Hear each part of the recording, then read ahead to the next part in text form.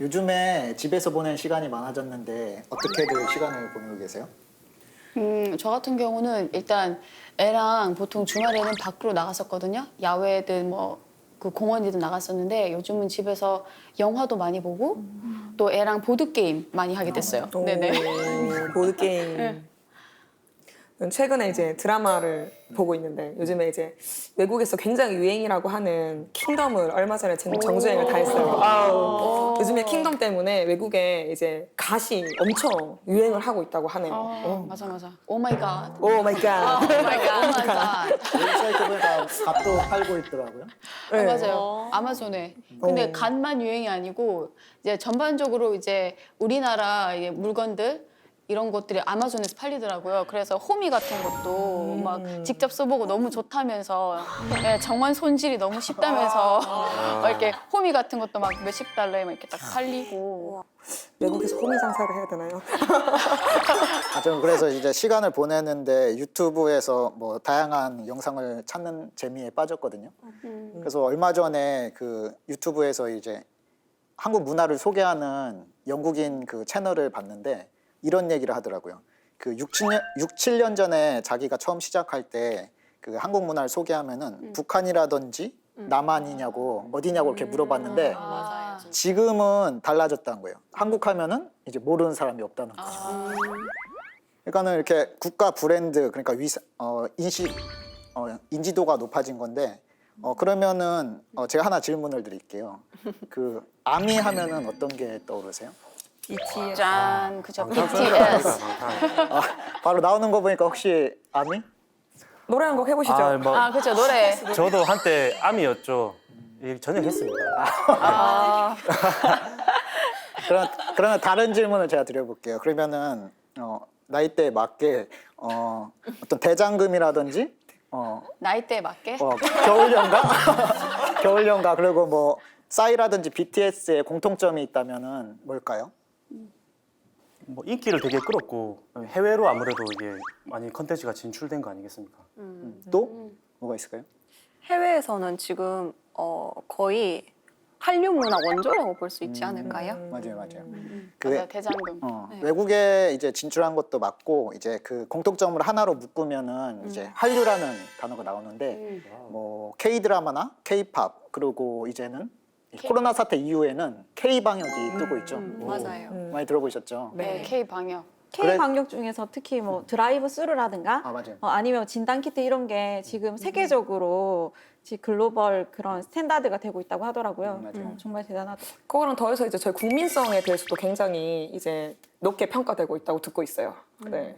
그래서 오늘은 이 한류 문화의 전문가를 선생님으로 모셨는데요. 와, 기대된다. 이 국내 최대 한류 커뮤니티를 운영하면서 전 세계에 이 한류 문화를 알리고 계신 분인데요. 한류 열풍 사랑의 무려 의장님이 오셨습니다. 기대되시죠? 기대된다. 그러면은 이제 선생님을 모셔볼까요? 선생님. 나와주세요.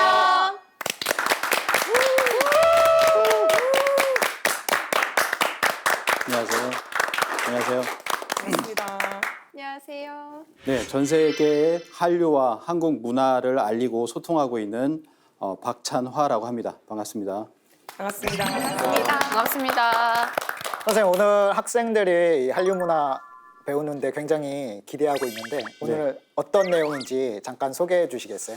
네, 오늘 내용은 그 주제 제목에서 보았듯이 한류 미래를 열다라고 하는 주제입니다. 근데 이 주제를 바탕으로 해서 저희가 한류의 과거가 있고요. 그리고 한류의 현재가 있고 앞으로 한류의 미래가 있겠죠. 이 세 가지를 해볼 건데요. 오늘 이 시간에는 한류의 현주소를 중심으로 해서 말씀을 드리고 다음 시간에는 한류의 과거와 그리고 한류의 미래를 어떻게 열어 나갈 것인가라고 하는 부분에 대해서 알아보는 시간을 가지도록 하겠습니다. 한류를 얘기할 때 항상 나오시는 분이 계십니다. 저가 할 때는 항상 나오거든요. 그래서 김구 선생님께서의 문화의 힘이라는 이야기를 많이 들어보셨을 거예요. 그 문화의 힘의 가장 중요한 그런 어떤 핵심적인 말씀인데요. 한번 읽어주시겠습니까? 네, 제가 이거 읽을 때마다 어떤 마음의 뭐 울림이 있는데 네. 한번 잘 읽어보겠습니다. 내가 원하는 우리나라. 나는 우리나라가 세계에서 가장 아름다운 나라가 되기를 원한다. 우리의 부력은 우리의 생활을 풍족히 할 만하고 우리의 강력은 남의 침략을 막을 만하면 족하다. 오직 한없이 가지고 싶은 것은 높은 문화의 힘이다. 문화의 힘은 우리 자신을 행복되게 하고 나아가서 남에게 행복을 주겠기 때문이다. 다들 감흥이 오시나 봐요. 네. 네. 뿌듯합니다. 뭐 간단하게 이게 풀어드리면 정말 우리나라가 아름다운 나라가 되기를 원한다라고 하는 것인데요. 그때 당시가 70여 년 전입니다. 그때 김구 선생님께서 하신 말씀이 부력이라고 하는 것은 경제력인데요. 풍족할 만하면 좋다라고 하는 것을 말씀하셨고 강력은 남의 침략을 막을 만하면 된다라고 하셨습니다. 근데 부력이라고 하는 게 경제력인데요. 그 경제력이 지금은 세계 11위 정도가 됐어요. 그리고 강력은 군사력이죠. 군사력은 7위 정도가 됐습니다. 둘 다 이제 탑 10에 올랐어요. 그리고 오직 한없이 가지고 싶은 것은 높은 문화의 힘이다라고 하는 말씀을 하셨는데 사실은 앞에 있는 것도 전혀 가지지 못한 때잖아요. 그때 이런 말씀을 하셨다는 게 그 높은 해안 때문에 우리가 이 문화의 힘이라고 하는 거에 대해서 항상 강조를 하는 것 같습니다. 이 김구 선생님의 말씀을 작년 2019년 2월 달에 2대1 문화대상에서 대상을 탄 BTS 방탄소년단이 RM이 이제 앞에 나와가지고 이야기를 했죠. 한없이 높은 것은 바로 문화의 힘이라는 김구 선생의 말씀이 생각이 난다라고 하니까 전 세계 사람들이 김구 선생이 누구냐라고 하면서 수백만의 외국인들이 찾아보기 시작한 거죠. 이렇게 말 한마디가 굉장히 큰 힘이 있습니다. 근데 이런 이야기를 하셨고 또 무엇을 얘기했냐면은 바로 이 문화의 힘이라고 하는 것이 전 세계 모든 장벽을 무너뜨리는 것인데 이것은 모든 예술 분야에서 지금 그렇게 하고 있다라고 이렇게 이야기를 한 적이 있습니다. 그래서 한류라고 하는 것은 바로 문화의 힘이라고 생각을 해요. 그래서 앞으로 이 문화의 힘이 어떻게 작용을 할 것인가 이게 바로 한류의 미래가 아닌가 생각을 하고요.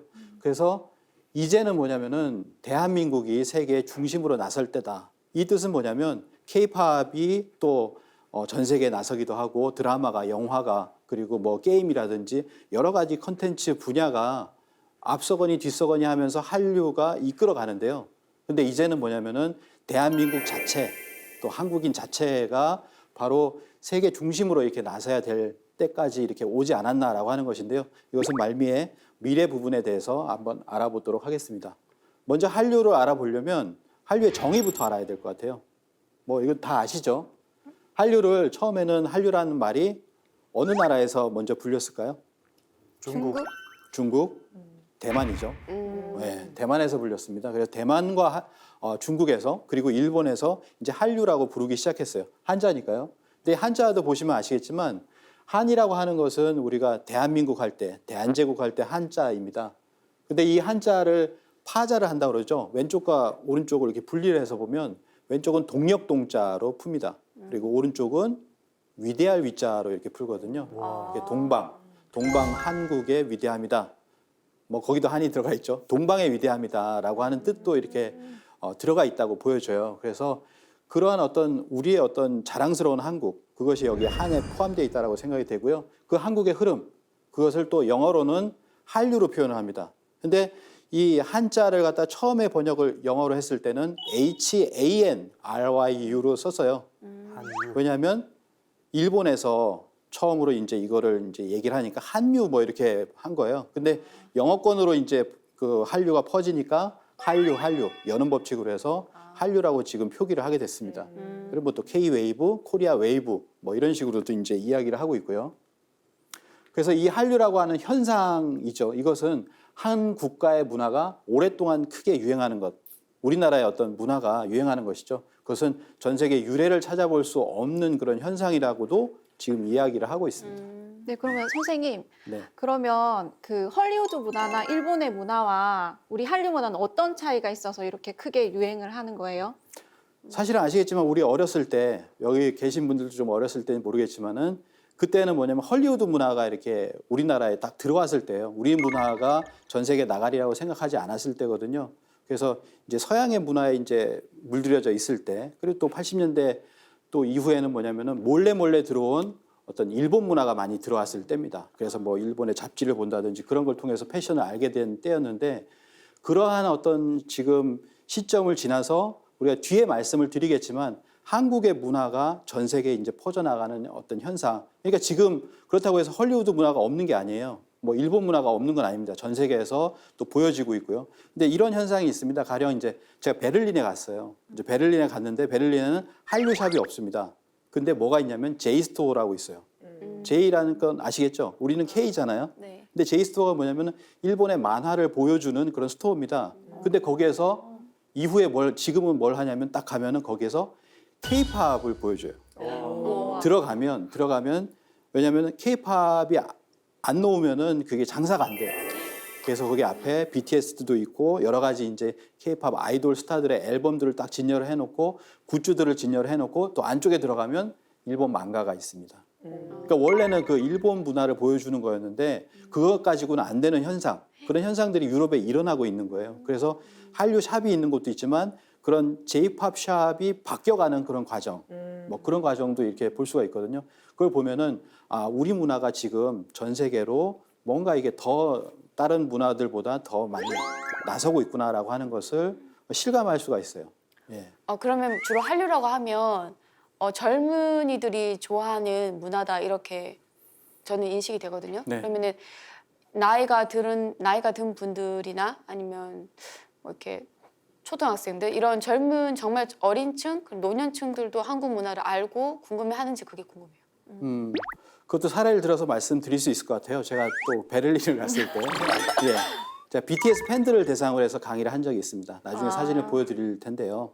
BTS 팬들을 통해서 제가 BTS 앨범에 관해서 이제 이야기를 한 적이 있었는데 한 어머니가 아이 10대 아이를 데리고 왔어요. 아이가 너무 BTS 극성 팬이다라고 해서 BTS가 어떤 걸 가지고 있는지 들으러 왔다라고 하셨거든요. 그래서 제 강의를 딱 듣더니 그때 이제 BTS의 어떤 선한 영향력이라고 하는 것을 그 곡의 가사를 풀어주면서 이렇게 얘기를 해줬습니다. 그랬더니 그 어머니도 굉장히 좋아하시면서 그 아이 10대 초반이거든요. 아까 어린이 말씀하셨지만 어린이도 좋아합니다. 네, 어린이도 좋아하고 그리고 어떤 10대들을 가르치는 또 양육해야 되는 부모님이 같이 이렇게 좋아하는 경우들이 많이 생겨요. 왜냐하면 어린이 청소년들의 문화니까 그거를 인정해 주면서 어떤 문화인지 알아보잖아요. 알아보니까 굉장히 좋은 거예요. 그래서 이걸 같이 이렇게 알게 되고 그래서 같이 사랑하게 되는 한류 열풍에 이렇게 포함이 되는 그런 경우들이 있거든요.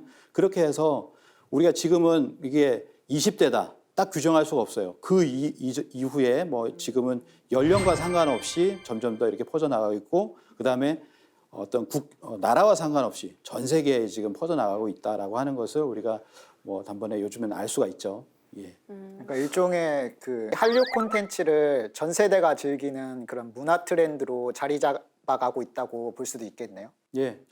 그 어린이서부터 해서 나이 드신 계층까지 전부 다 한류의 어느 분야에서만큼은 전부 다 이제 즐기고 있는 그런 거라 볼 수 있고요. 그것이 지금 확장되어 가고 있는 단계다 이렇게 보시면 되겠습니다.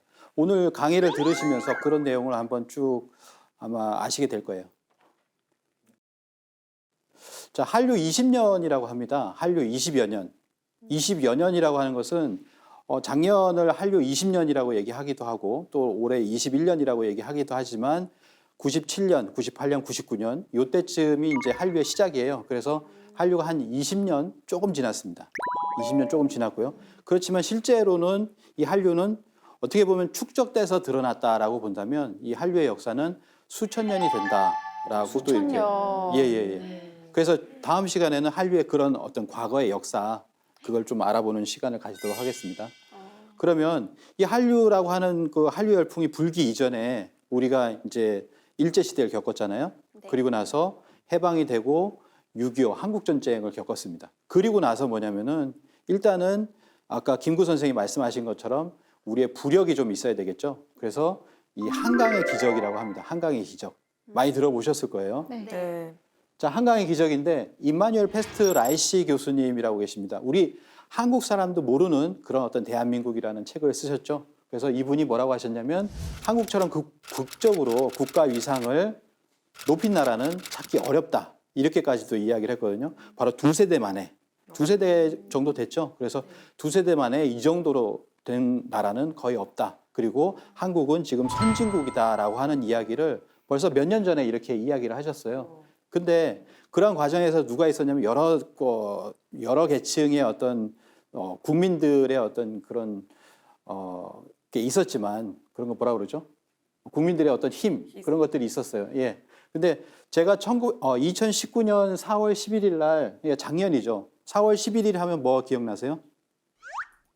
네. 임시정부, 예, 임시정부 수립 100주년입니다. 그래서 임시정부 100주년 기념으로 해서 역사 강연을 했습니다. 독일의 에센이라는 곳이 있어요. 한인회관이 있는데 거기에 이제 많은 한인들이 모이셨고 이 앞쪽에 이제 제가 강의를 하는 장면인데요. 임시정부의 독립운동에 대해서 강의를 했는데 이때 하고 그다음에 한 달 정도를 독일에 있었어요. 그러면서 이제 역사 강의를 했습니다. 그래서 그때 이 독일은 잘 아시겠지만 1960년대, 70년대 이때 가신 분들이 광부로 간호사로 이렇게 가신 분들이 많아요. 그래서 이제 그런 분들이 거기서 고생을 하시면서 외화벌이를 하셔가지고 국내로 또 이제 보내고 하셔가지고 결국은 나라가 이렇게 부강할 수 있었거든요. 그래서 제가 어느 강의에서는 이렇게 절을 한 적도 있어요. 그래서 이제 절을 하고 시작을 했는데 바로 그 광부 간호사분들이 한 2만 명 정도가 되십니다.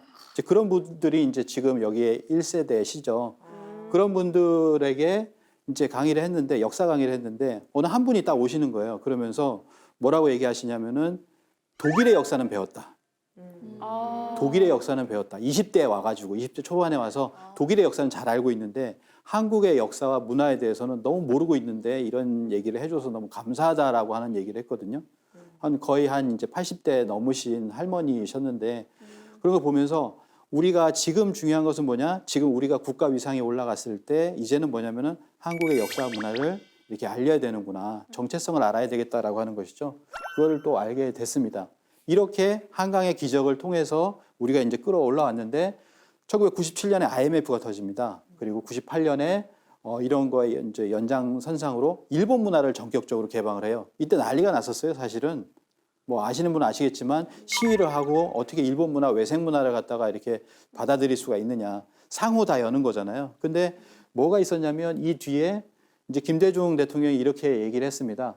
우리는 이런 어떤 문화가 들어온다 하더라도 여전히 예년 수천 년 전부터 이렇게 살아남았고 우리 문화가 어떻게 보면은 그때도 이제 한류처럼 이렇게 나갔었는데 우리는 여전히 살아남을 것이요. 그것은 독창적인 문화를 우리가 지니고 있기 때문입니다. 그러니까 일본 문화를 열어도 됩니다라고 하면서 순차적으로 개방을 하기 시작을 했습니다. 그런데 어떻게 됐습니까? 거꾸로 외생 문화가 들어오는 것이 아니라 우리는 그 이전에는 뭐냐면 비밀리에 받아들였잖아요. 여니까 오픈을 하니까 오히려 더 그걸 찾지 않게 돼요. 찾지 않게 되고 일본이 우리를 찾게 되는 그런 현상이 벌어지게 되었다라고 하는 것이죠. 그래서 그 기점이 아마 2002년 한일 월드컵일 겁니다. 한일 월드컵이 있었죠. 이 혜택을 본 건 거의 이제 대한민국이죠. 맞아요. 대한민국이 전 세계에 알려지는 그런 계기가 이렇게 됐었습니다. 기억나시죠? 네. 붉은 악마. 네. 대한민국. 네, 아유, 리액션이 좋습니다. 자, 한일 월드컵이 있었고요. 그리고 바로 뭐가 있었습니까? 겨울 연가가 있었어요. 아까 뭐 연사마. 처음에 말씀하시던데. 지우힘에. 그렇죠. 예, 예. 한류 1세대라고 얘기를 해요. 한류 1세대. 뭐 배영준이라든지 아니면은 지우 히메라고 했죠. 예. 최지우 씨. 그래서 이런 분들이 70년대 초반생들인데 이분들이 이제 풍미하던 때가 바로 첫 번째 한류 열풍이 불던 때였어요. 그래서 겨울 연가의 시절이 있었고 그다음에 대장금이 있었습니다. 대장금이 있으면 어떻게 됩니까? 대장금이 전 세계 100개국에 나갔어요. 와. 100개국이 넘게 이렇게 나가게 되었고 그리고 우리가 알고 있는 이란 시청률 90%. 예. 와. 싱가포르 99%. 와, 99%. 예, 이란보다 높은 데도 있었어요. 그래서 거의 뭐 그 모든 사람들이 다 본 거죠. 그런 어떤 대장금이었는데 대장금이 나가면 뭐가 나갑니까? 한식? 한식, 그렇죠. 오. 한식이 나가죠. 이제 한식을 찾기 시작합니다. 그다음에 한복을 입고 있죠. 한복에 대한 인지도가 굉장히 높아지죠. 아. 그리고 다 한옥이 있었고요. 한에 대한 이걸 한 스타일이라고 합니다. 지금 한 스타일이라고 하는 한옥, 뭐 한식, 또 한의학까지 이런 분야들이 전부 다 나가게 돼요. 그러면서 이것이 차곡차곡 쌓여서 지금의 많은 외국인들이 우리나라 들어오면 뭐 합니까? 경복궁 가서 한복을 입죠. 네. 네, 한복을 입게 되고 뭐 이런 겁니다. 그리고 한식을 찾게 되는 것이죠. 자, 이런 과정을 거쳐서 그 다음에 뭐가 있었냐면 바로 소셜 뭐 웹 뭐 이런 얘기를 하죠. 2005년에 유튜브 시대가 시작이 됩니다. 지금 유튜브는 뭐라고 할까요? 90% 이상이 우리나라에서 유튜브를 한다고 이제 얘기를 합니다. 하루에 1시간씩 이상 유튜브 보시죠. 네. 예, 유튜브를 통해서 영상도 보고요. 뭐 이런 시대가 들어왔다는 거죠. 그리고 2007년에 아이폰이 출시가 되고 우리나라에서 삼성에서 또 스마트폰이 나오게 되고 LG에서 스마트폰이 나오게 되면서 스마트폰 시대로 들어가게 돼요. 유튜브의 시대. 그러니까 뭐냐면 이때부터 우리가 이것에 가장 큰 혜택을 보게 됩니다. K-팝이. 그렇죠. K-팝은 처음부터 나오게 될 때 해외를 겨냥을 했어요. 근데 해외를 겨냥할 때 그냥 우리가 어떤 스튜디오에 가서 누가 초대를 해주는 게 아니잖아요. 그래서 바로 어디로 가냐면 유튜브로 갑니다. 그래서 여기에서 K-팝을 즐기는 것이 이렇게 되고요. 아까 말씀드렸던 한일 월드컵 때, 월드컵 축구잖아요. 축구를 어디서 좋아합니까? 유럽. 그렇죠. 유럽. 그다음에 남미. 그리고 이런 데서 좋아하잖아요. 그래서 열광적인 그 곳에서 한국을 알아가기 시작하는 때가 바로 한일 월드컵이거든요. 그러니까 우리가 어느 포인트마다 그 계기가 있어요. 그 계기가 계속되어 갑니다. 신기하게도.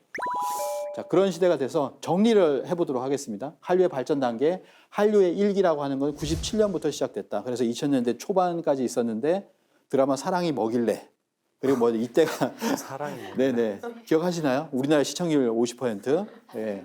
그래서 중국과 대만을 중심으로 했어요. 나라가.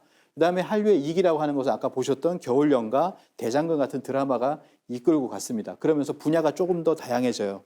영화, 음악, 그다음에 K-팝은 저변에 깔려서 조금씩 성장하고 있는 그런 시대죠. 그래서 이때도 아시아 지역으로 전체 퍼집니다.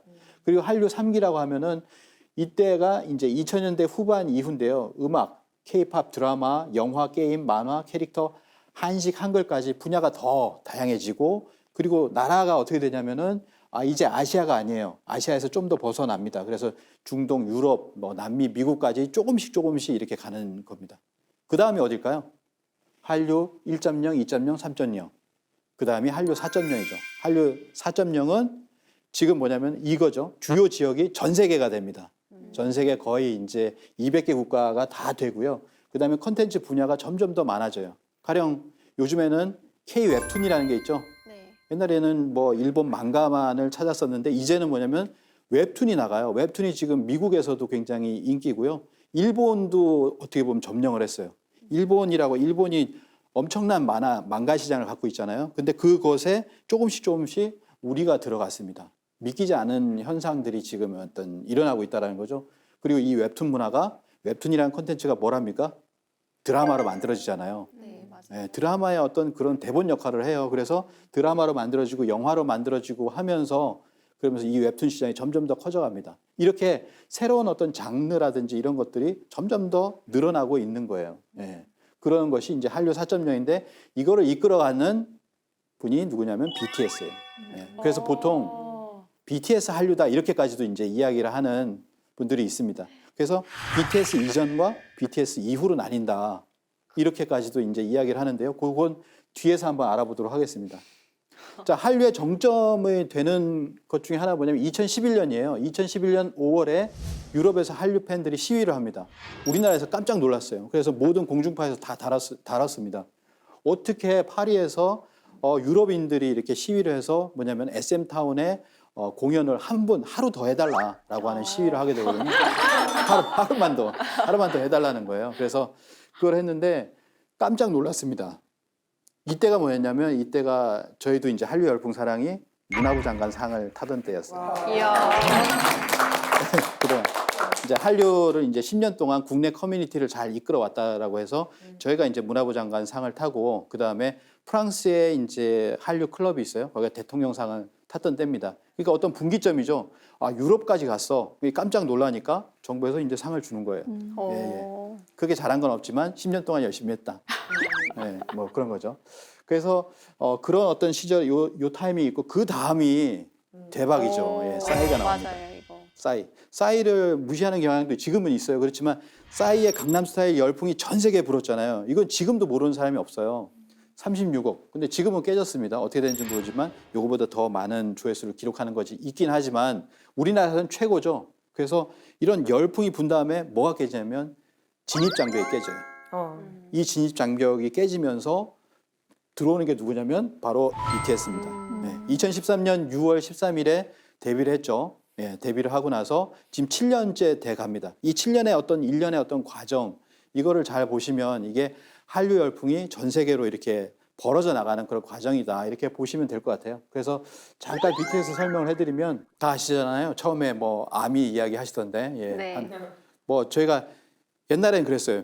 Do you know 강남 스타일? 그랬죠. 맞아요. 근데 지금 제가 하루 뭐 작년하고 재작년에는 이제 유럽에 갔었거든요. 유럽에 가서 또 Do you know 시리즈가 있잖아요. 그래서 Do you know 요즘에는 Do you know BTS라고 하면은 한 반 정도는 압니다.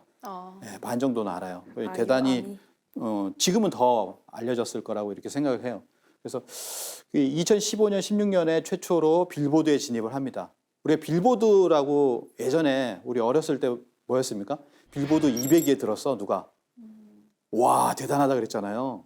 근데 그것이 2015년에 벌어졌어요. 이 빌보드의 앨범 차트입니다. 빌보드 200에 한국 가수 최초로 3연속 진입을 했다. 2015년, 16년, 그다음에 17년으로 이제 가게 돼서 지속성을 가지게 돼요. 그리고 2018년에 드디어 빌보드 1위를 한국에서 이렇게 역사적인 그런 어떤 현상이 벌어집니다. 대단한 현상이죠. 그래서 이거를 갖다가 하재근이라는 문화평론가는 이렇게 얘기를 합니다. 올림픽 금메달과 월드컵 4강에 비견할 만한 성과다. 이렇게도 얘기를 하고요. 세계 대중문화계의 지형이 바뀔 만한 큰 사건이 벌어졌다라고 얘기를 합니다. 근데 우리는 이제 이때까지 그렇구나. 빌보드 1위도 우리가 할 수 있구나라고 하는 자신감을 얻게 됐죠. 근데 몇 개월이 지나지 않았어요. 9월 달에 두 번째 앨범을 냈는데 또 빌보드 1위를 한 거예요. 세 번째 2019년 5월에 빌보드에 이제는 2관왕을 한 겁니다. 앨범만이 아니라. 그래서 2관왕을 하게 됐습니다. 깜짝 놀란 거죠. 3번 연속으로 했어요. 앨범을 낼 때마다 1위를 합니다. 이 기록이 뭐냐면은 예전에 누가 하냐면 비틀즈가 왔어요. 비틀즈가 미국을 침공을 했을 때 그거를 침공이라는 표현까지도 했습니다. 그 이제 비틀즈 이름도 비슷하죠. 네. BTS, 비틀즈 뭐 이렇게 얘기하는데 미국을 무너뜨린 BTS, 비틀즈보다 더 대단한 성취를 했다라고 이렇게 이야기를 하고 있는데요. 뭐 CNN 같은 데서 막 이렇게 얘기를 하는 거예요. 근데 어떻게 우리가 그런 얘기를 했죠. 그때는 또 이런 얘기 하면 또 그러잖아요. 어떻게 감히 비틀즈에 비견할 만하냐? 이거 말이 안 된다. 뭐 좀 뭐 겸손해야 된다. 뭐 이런 얘기를 했는데 그 뒤로 또 뭘 했습니까? 4번째 앨범이 나왔죠. 이제 올해 2020년 3월 정규 4집이 나왔습니다. 이게 또 어디로 갑니까? 빌보드 1위를 하게 돼요. 그래서 2년 사이에 4개의 앨범을 한 것은 이제 비틀즈를 초과하게 된 거죠. 와. 그 이상의 어떤 성과를 보여준 겁니다. 이제는 방탄소년단이 앨범을 내면 뭐 빌보드 1위는 뭐 그냥 뭐 상식적으로 뭐 일상이구나 이렇게 생각을 해버린 거예요. 그 정도에까지 지금 우리가 왔다. 그래서 네, BTS는 인기 팝 그룹 정도가 아니다. 그냥 한마디로 엄청난 스타다. 수십 년간 유례가 없는 그러한 현상이 일어나고 있다. 지금 이렇게까지도 이야기를 하고 있습니다.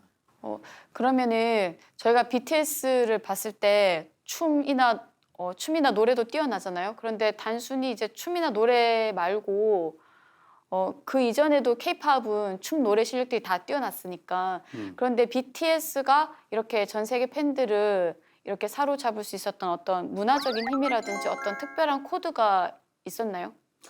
BTS를 이렇게 키운 사람을 누구라고 얘기를 하죠? 누구로 알고 있죠? 방시요. 네, 방시혁. 방시혁이라고 하는 걸출한 PD님이 계신데 이분의 말을 빌어서 얘기를 할게요. 이분은 한마디로 좋은 컨텐츠다. 좋은 컨텐츠, 훌륭한 컨텐츠를 가지고 있었기 때문이다. 이렇게 이야기를 하는데요.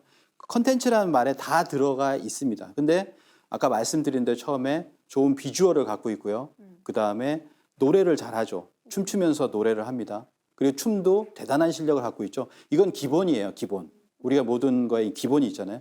기본적으로 아이돌이 가지고 있는 모든 기본적인 걸 가지고 있으면서 그 외에 스토리를 가지고 있습니다.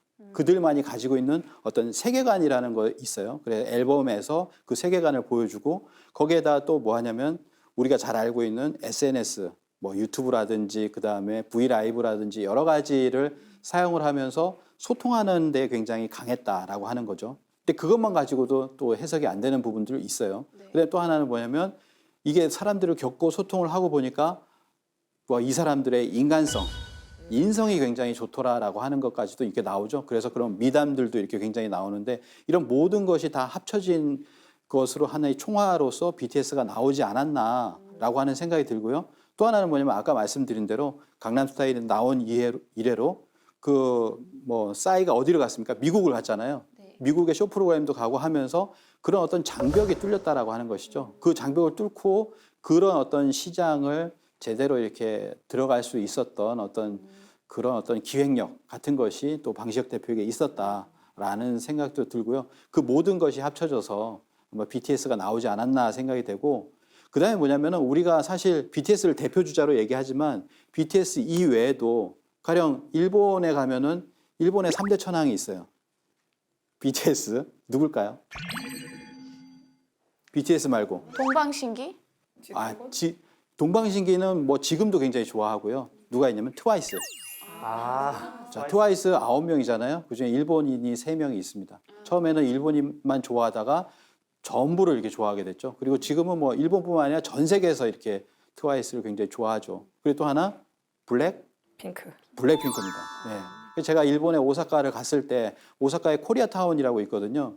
거기서 이렇게 물어보니까 무슨 얘기를 하냐면은 이게 또 틀려요. 우리가 알고 있는 배용준 시대랑 또 틀립니다. 그때는 아줌마들만 좋아했어요. 10대들은 왜 아줌마들이 왜 이렇게 어머니들이 이렇게 좋아하냐라고 하면 비웃었던 때가 바로 있었어요. 2006년에 갔을 때 하고 제가 2018년에 갔을 때가 완전히 틀려진 거예요.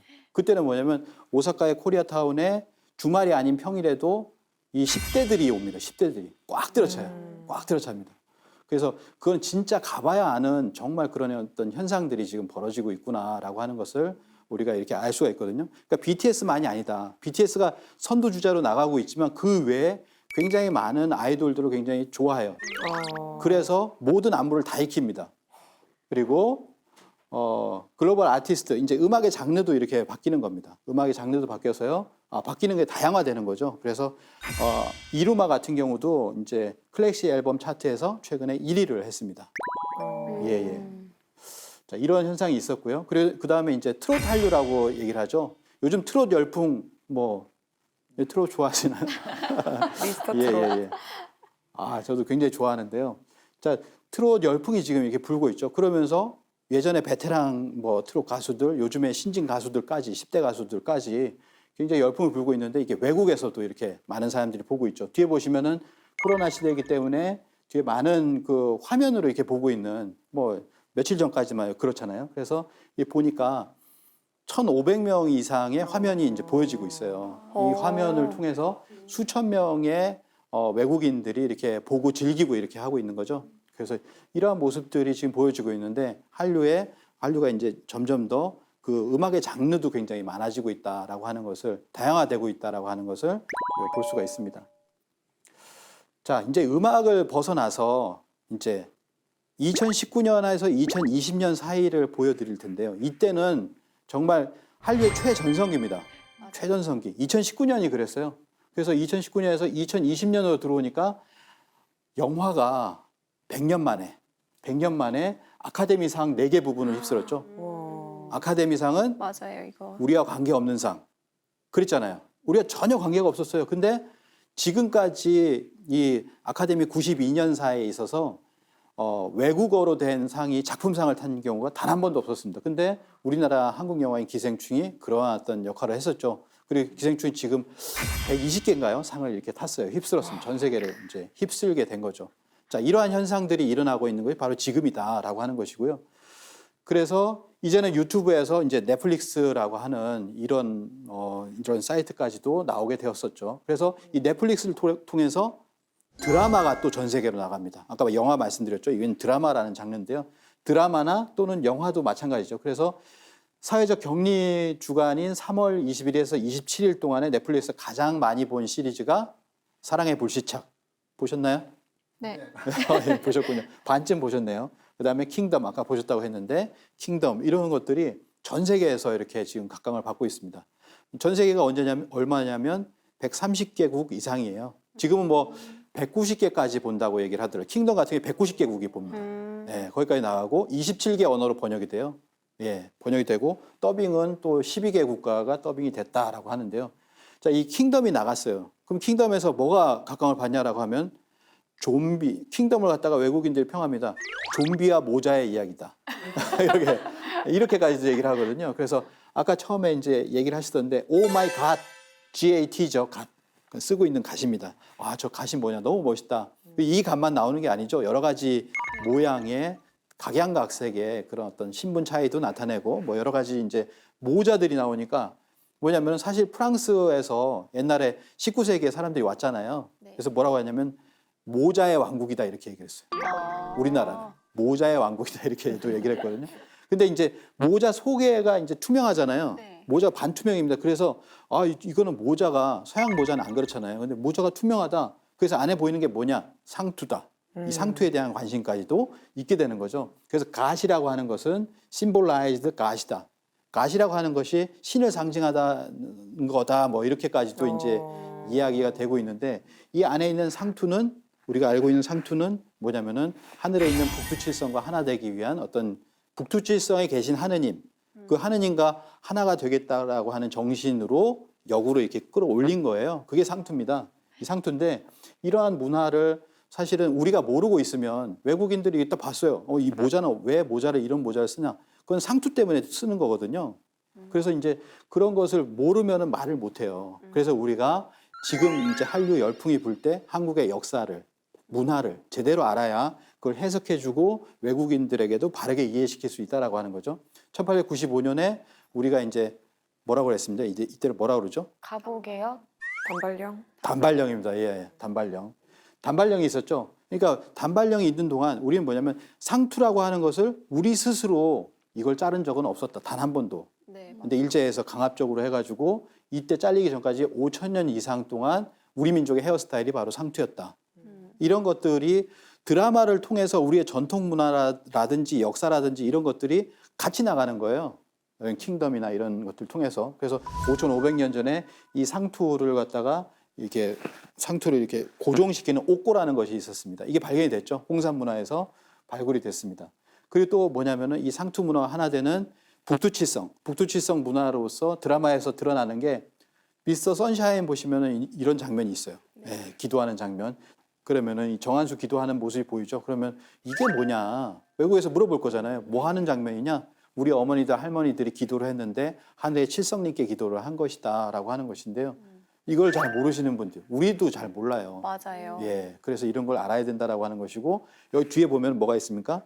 장독대가 엄청 많잖아요. 네. 장독대라고 하는 것은 무슨 맛? 잔맛. 네, 그렇죠. 엘빈 토플러가 얘기를 했어요. 앞으로의 미래는 무슨 맛이 지배한다? 발효. 발효죠. 예, 예. 제1의 맛은 소금이요. 제2의 맛은 양념이요. 제3의 맛은 발효다. 라고 해서 이 발효 음식의 또 강자가 또 우리나라잖아요. 간장, 고추장, 된장 뭐 이런 거에서부터 비롯해서 뭐 이런 것들을 우리가 다 얘기할 수 있지 않을까 뭐 이런 생각이 듭니다. 그래서 뭐 이게 정한수를 말씀을 드리면 칠성단의 우리의 어머니들, 우리 할머니들이 아침 일찍에 정화수 또 정한수 이걸 떠다가 이게 기도하던 그런 문화가 있었다라고 하는 것이죠. 그래서 이게 문화하고 다 연결이 돼요. 외국 사람들에게도 들려줄 수 있는 우리의 이야기들이 우리의 컨텐츠들이 넘쳐난다라고 하는 것이죠. 그래서 지금 이렇게 전체로 봤을 때 이제 한류 팬들이 늘어나고 있다라고 하는 거죠. 이 한류 팬은 어떻게 집산하냐면은 한류 커뮤니티 있어요. K-팝 커뮤니티들에 들어가 있는 회원 가입자 수를 갖다 조사를 합니다. 그래 보니까 2018년에는 8,900만 명이었어요. 근데 2019년에는 얼마나 늘었을까요? 네. 1억 넘었어요. 넘었습니다. 사실은 넘었고요. 예. 1억 명을 넘었는데 그걸 이제 집계를 해보니까 2009년 말에 집계를 해보니까 9,900만 9,900만 지금 넘었겠죠? 왜냐하면 1년에 1,000만이 늘잖아요. 그러니까 지금은 1억 명을 넘었습니다. 가입한 사람만 그래요. 호응을 가지고 있는 사람은 거기다 수억이 될 거라고 생각을 하거든요. 보통 가입 안 하고도 하잖아요. 그죠? 네. 맞아요. 그래서 이런 수억의 그런 한류 팬들이 지금 있다라고 하는 것이죠. 그래서 그 중에 하나가 뭐냐면 세종학당의 이사장님은 이렇게 얘기를 합니다. BTS 인기에 힘입어서 세계적으로 한국어 열풍이 일기 시작해가지고 이때 세종학당을 더 만들어야 되겠다. 코로나가 없었으면 지금 한 30개 더 열었을 거예요. 이 세종학당이라고 하는 것은 한국어를 가르치고 한국 문화를 가르쳐야 됩니다. 한국어만 가르치면 어학당이에요. 거기다 문화를 가르치면 세종학당으로 인정을 해줍니다. 그래서 60개국에 180개가 있는데 점점 더 늘어날 수밖에 없어요. 모든 나라에 한국어를 배우려고 하는 사람들은 지금 엄청나게 늘어나고 있거든요. 이제 한국어에 관심 가지고 한국 자체에 관심을 가지는 겁니다. 그래서 한국학 강좌를 운영하는 전 세계를 보시면은 2007년에 55개였다가 2017년에 105개국으로 2배 이상 뛰었죠. 그렇게 많은 나라에서 한국학을 강좌를 하고 있다. 그래서 한류에서 한국어 열풍이 불고 그다음에 한국학, 한국의 역사와 문화까지도 이렇게 알려고 하는 사람들이 점점 더 많아지고 있다라고 하는 겁니다. 깊어지고 있어요. 제가 이제 베를린을 갔을 때 또 뭐 이제 한류 팬을 만났는데 누굴 좋아하냐라고 하니까 가수 이문세. 이문세를 좋아한다고 그러더라고요. 그 영화를 저한테 욕을 해요. 독립영화를 지금 한국 독립영화를 좀 배우고 있는데 독립영화에 대해서 좀 뭐 영상을 좀 다운받아 달라라고 했는데 저 뭐 찾아보니까 찾기가 어려운 영화까지도 그 사람들이 이제 보고 있는 겁니다. 그 정도로 깊숙하게 들어왔어요. 그래서 그런 분들이 많이 있다라고 하는 거. 그래서 세계 최초의 5G를 상용화하고 있습니다. 물론 뭐 이거는 2년 정도 이상이 걸려요. 그래서 지금 우리가 그래도 선두로 이렇게 나서고 있다라고 하는 얘기죠. 이 5G가 있어야지만이 뭐냐면 사물 인터넷이라든지 뭐 무인 뭐 자동차라든지 여러 가지 사업들이 다 이걸 기반으로 하고 있습니다. 그렇기 때문에 이거에 선도한다는 것은 이런 어떤 첨단 어떤 문화의 선도 국가가 된다라고 하는 것이죠. 그걸 엘고는 뭐 2005년, 15년 전에 이미 얘기를 했어요. 그래서 우리나라에 딱 들어왔습니다. 한국에서 일어나고 있는 디지털 혁명은 역사적으로는 두 번째다. 이렇게 이야기를 했거든요. 첫 번째는 뭘까요? 첫 번째는 정말 뭐죠? 아시는 분? 자, 이 첫 번째를 여기서 얘기를 하셨는데 첫 번째가 뭐냐면 금속활자 인쇄술입니다. 네, 금속활자 인쇄술인데 서양에서는 지금도 뭐라고 배우고 있어요? 구텐베르크의 인쇄술이 최초였다라고 지금도 배우고 있는데 뭐냐면 우리가 그보다 훨씬 더 앞섰죠. 그걸 얘기를 한 거예요. 그러면서 그냥 앞선 게 아니다. 그냥 앞선 게 아니라 뭐냐면 이 조선에서 가져갔다라는 걸 얘기를 해요. 깜짝 놀라는 소식이죠. 그 교황사절단이 이렇게 가져갔다라고 하는 것을 이때 얘기를 합니다. 그래서 우리나라에 깜짝 놀랐어요. 우리는 이런 거 연구도 안 했는데 엘고가 와서 얘기를 하니 우리가 조사를 해봐야 되지 않겠느냐. 언론에서 막 그랬어요. 그리고 나서 이제 조사를 하게 됩니다. 나중에 다음 주에 한번 알아보도록 하겠습니다. 네. 다음 주 기다리신다. 네네네. 과거 얘기니까. 예. 자, 이제 좀 결론으로 치달아 가 볼게요. 예. 자, 대한민국을 배워라. 전 세계에 이런 이제는 뭐냐면 케이팝이나 아니면 드라마, 영화 이런 것의 총화로서 대한민국이라는 나라를 배워라라고 하는 얘기를 합니다. 지금 요즘에 불고 있는 코로나19와 세계 최고의 K-방역이죠. K-방역이라는 말을 쓰고요. 영어로는 뭐라고 할까요? 영어로. K 영어. defense, K quarantine, K defense. 쿼런틴, 디펜스 뭐 이렇게 얘기를 하기도 하고 총체적으로는 요즘엔 또 이런 말도 씁니다. K-힐링이라는 말도 씁니다. K-힐링. 그러니까 치유까지 해주는 거예요. 그냥 치료를 벗어나서 네, 그것까지 포함해가지고 그래서 우리가 IT 강국이기 때문에 이 IT 강국이라는 걸 이번에 여실히 증명을 했죠. 그러니까 해외에서 따라하려고 해도 하기 힘든 나라들이 많아요. 예. 거기에다가 바이오 테크놀로지 해가지고 이제 진단과 추적 부분 그래서 방역 한류다. 그래서 3T를 얘기하면 처음에 진단을 잘해야 되고 테스트, 그다음에 추적하고 이게 IT죠. 추적, 트레이스, 그다음에 추적해서 뭐 잡아가지고 뭐 가두는 게 아니죠. 치료해 주는 겁니다. 네, 치료해 주는 거. 그래서 테스트, 트레이스, 트리트. 여기다 플러스 하나 더 하는 게 뭐였죠? 여기다 힐링. 국민성. 국민성이 있어야 된다. 이걸 다 해야 되지만 국가에서 이걸 해야 되지만 국민들이 따라줘야 된다는 거예요. 국민들이 공동체 의식을 가지고 뭐냐면 남에게 피해 안 주고 이렇게 하려면 내가 마스크를 써야 되겠구나, 사회적 격리를 해야 되겠구나라고 하는 그 의식, 공동체 의식을 가져야 된다는 거예요. 이렇게 이야기를 하고 있습니다. 여기서 이제 선진국이라는 얘기가 나오죠. 아까 좀 전에 말씀드린 것처럼 임마뉴엘 페스트라 아이시 교수님은 책에서 이미 수년 전에 한국은 선진국이다. 근데 왜 자꾸 개발도상국이라고 하냐. 그런 책에 쓴 적이 있는데 저도 그렇게 생각을 했는데 좀 보십시오. 1인당 국민소득 3만 불이에요. 수출 7위, 무역 규모가 9위입니다. 그다음에 뭐 전력 생산량 10위, 전력 소비량도 9위고 GDP도 11위다. 탑 10에 거의 안에 다 들어가잖아요. 근데 선진국이라고 생각을 안 했던 거예요. 우리 스스로가. 근데 이제는 뭐냐면 방역 선진국이 되면서 이제 선진국의 그 민낯을 본 거죠. 선진국이라고 소위 얘기하는 나라들의 어떤 민낯을 보면서 우리가 선진국이 맞구나라고 이렇게 지금 생각을 하는 겁니다. 이미 IMF나 FTSE, SNF 뭐 이런 곳에서 전부 다 한국을 선진국으로 봐왔어요. 몇 년 전부터 이렇게 봐왔고요. 근데 이번에 뭐였냐면 서양의 우월주의가 후퇴하고 오리엔탈리즘이 종말을 맞이했다. 오리엔탈리즘은 그러니까 동양을 약간 경시하는 겁니다. 그런 어떤 모습이 이게 저 동양인들 말이야, 아시아인들 뭐 이렇게 하면서 경시하던 그것이 뭐 이렇게 종말을 맞이하게 됐다라고 하는 것이죠. 그러면서 뭐냐면은 이 서양의 우월주의가 쇠퇴하고 세계 질서가 이제는 재편될 것이다. 이 세계 질서의 재편에 그 중심에 대한민국이 있다라고 보여집니다. 그래서 미래학자 짐 데이톤은 뭐라고 얘기하냐면 한국은 현재 그 어느 때보다도 전 세계적으로 주목을 받고 있고 그리고 세계 많은 국가가 다양한 영역에서 한국을 롤 모델로 지켜보고 있다. 그래서 지금은 흔치 않은 기회니 이 기회를 놓치지 말아라라고 하면서 세 가지를 제시를 합니다. 한국이 해야 할 세 가지 도전 과제, 이제 더는 선진국을 따라가지 마라. 따라가지 말고 스스로 선도국가가 되어라라고 합니다. 선도국가 영어로 하면 퍼스트 무버라고 합니다. 옛날에는 뒤에서 이렇게 추격하는 추격자였다면 이제는 뭐냐면 앞에서 나가면서 뒤에서 이렇게 따라와라고 하는 그런 게 돼야 된다는 거죠. 그리고 두 번째는 지금껏 한국을 발전시켜온 경제나 정치 논리가 미래에는 더는 통하지 않을 것이니 21세기 한국에 어울리는 새로운 길을 찾는데 앞장서라라고 하는 것이죠. 그리고 세 번째, 더는 기존 동맹에만 의지하지 말고 외교 관계를 다각화해라. 뭐 이런 세 가지 도전 과제를 이야기했다고 합니다. 선생님, 그러면 그 세 가지 도전 과제 중에서 이 두 번째 과제가 상당히 의미도 있고 어떻게 보면은 이제 달성하기가 쉽지만은 않을 것 같은데요. 네. 선생님 생각하시는 이 21세기 한국에 어울리는 그런 새로운 길이 있다면 어떤 거라고 생각하세요? 제가 다음 시간에도 이렇게 말씀을 드리겠지만 우리가 지금 이것은 한류의 어떤 미래하고도 관련이 있다라고 생각이 돼요. 지금은 뭐냐면은 아까 말씀드린 것처럼 2019년, 2020년이 되면서 어떻게 보면 한류의 또는 대한민국 국가 브랜드의 어떤 피크에 와 있다.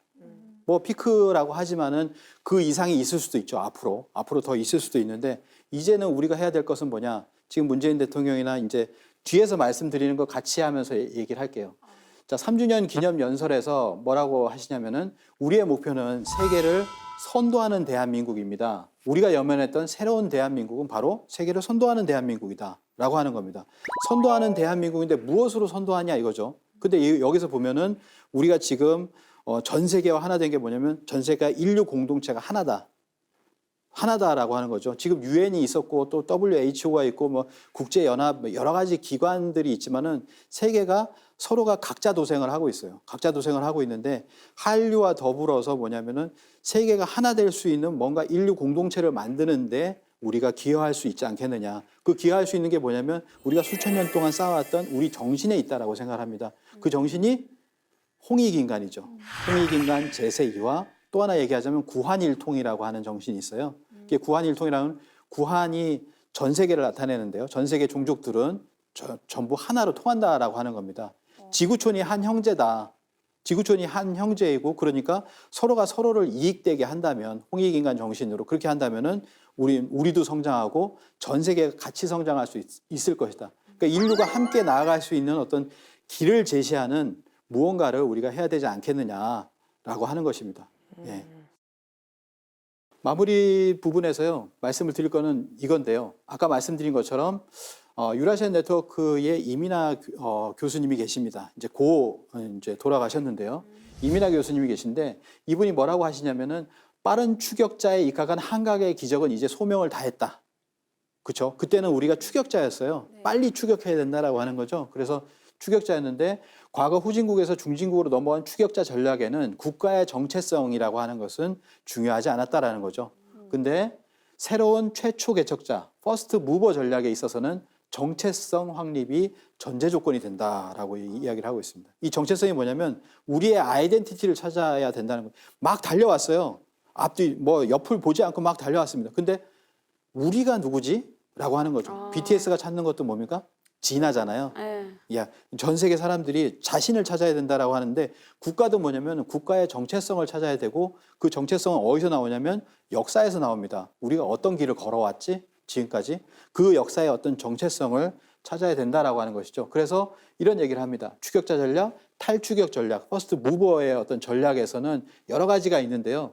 맨 밑에 뭐냐면은 역사와 국가 정체성을 찾아야 된다라고 하는 것이죠.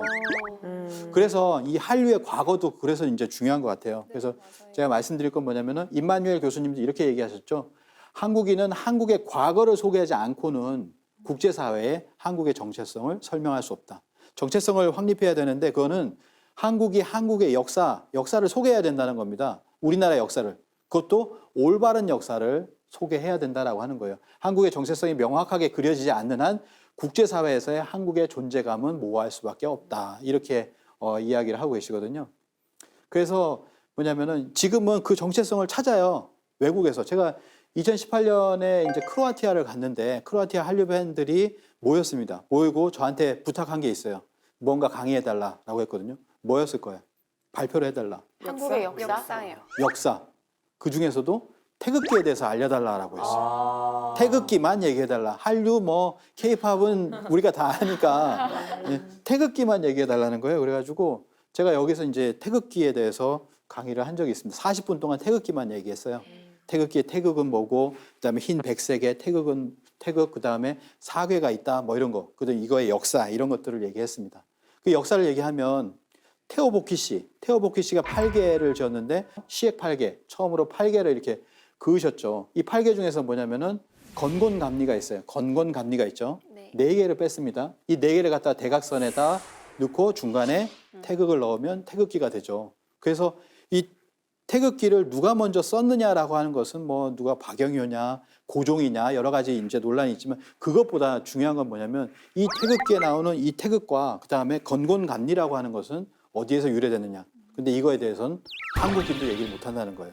아까 말씀드렸던 역사 정체성, 바른 역사에 대해서 우리가 알아야 된다는 거죠. 바른 역사로 가보면은 왜 테오보키 씨는 우리 배달국의 5대 태유환흥의 12번째 막내 아들 이렇게 나오잖아요. 이 배달국에서 이미 테오보키 씨, 우리 동이족인 테오보키 씨를 통해서 이게 나온 거예요. 근데 우리가 이걸 모른다면 어떻게 됩니까? 태극기에 그거? 사괴하고 이거는 중국에서 온 거야? 라고 우리가 이제 거꾸로 이렇게 왜곡할 수밖에 없잖아요. 그러니까 이게 가장 중요한 것은 뭐냐? 역사를 바로 알아야 이 외국인들이 이걸 알려달라는 거예요. 그때 어떻게 얘기하겠습니까?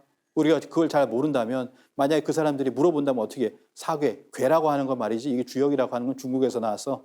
뭐 이렇게 얘기를 못 하잖아요. 그건 우리 동이족이 일군 어떤 철학이기 때문에 그래서 이러한 것이 가장 중요한 시점이 도래했다라고 하는 것이죠. 이게 태극기고요. 그래서 가장 중요한 거는 우리는 얼마나 우리의 역사와 문화에 대해서 바르게 알고 있나라고 하는 것입니다. 지금 우리는 일제 식민지를 거쳐가지고 코리아 디스카운트, 우리 스스로가 우리가 하는 게 뭐 그렇지라고 하는 이 의식을 이제는 벗어나야 된다.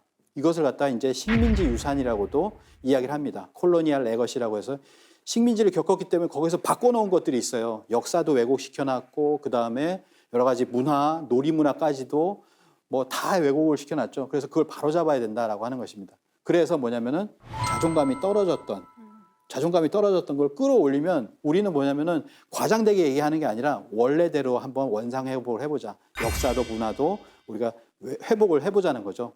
선생님이 생각하시는 요즘에 유행어가 찐이라고 하는 유행어 많잖아요. 진짜다, 찐이다 이런 말이 많이 나오는데 앞으로 이게 한류 문화에 있어가지고 선생님이 찝어주시는 진짜 찐의 한류가 무엇인지 간략하게 한번 부탁드리겠습니다. 네. 뭐 몇 번 말씀을 이렇게 드렸지만 찐이라고 하면은 뭐 진짜 한류, 가짜 한류는 사실은 없다고 생각을 해요. 근데 이제 지금까지의 어떤 한류를 바탕으로 해서 앞으로 어떤 미래의 한류에서 진짜 이것까지는 가야 된다라고 하는 것이죠. 그래서 지금 아까 말씀드린 것처럼 한류 1.0, 2.0, 3.0으로 해서 한류라고 하는 것이 어떻게 보면은 물질 문화 중심으로 이렇게 갔죠. 이제 나가야 되는 것은 뭐냐면 한류의 총화로서 아까 말씀드린 것처럼 대한민국의 정체성을 나타낼 수 있는 이 역사와 문화라고 하는 그 역사와 문화 속에 궁극에는 뭐냐면 정신문화가 있어요. 우리가 가지고 있었던 어떤 지금 전 세계에서 뭐 극찬하고 있는 공동체 정신 같은 거 있잖아요. 그 공동체 정신이 어디서 왔느냐라고 하면 우리 민족의 어떤 홍익인간 정신, 제세이와 아까 말씀드린 구한일통 정신이라고 하는데 이런 정신 문화까지도 함께 나가야 되는 그런 때라고 생각이 됩니다. 그래서 찐이라고 한다면 뭐 이런 분야까지 우리가 생각할 수 있지 않을까라는 생각이 들고요. 그래서 뭐 잠깐 말씀을 드리자면 다음 시간에는 바로 이 한류의 역사 정체성을 찾아가는 바로 한류의 과거 그리고 그 과거를 통해서 보는 한류의 어떻게 보면 찬란한 미래라고 할까요? 그 미래를 같이 설계해 보는 그런 시간을 가지도록 하겠습니다. 한류의 찬란한 미래라고 하시니까 막 너무 신납니다. 네. 오늘 강의 잘 들었습니다. 네. 감사합니다. 네, 고맙습니다.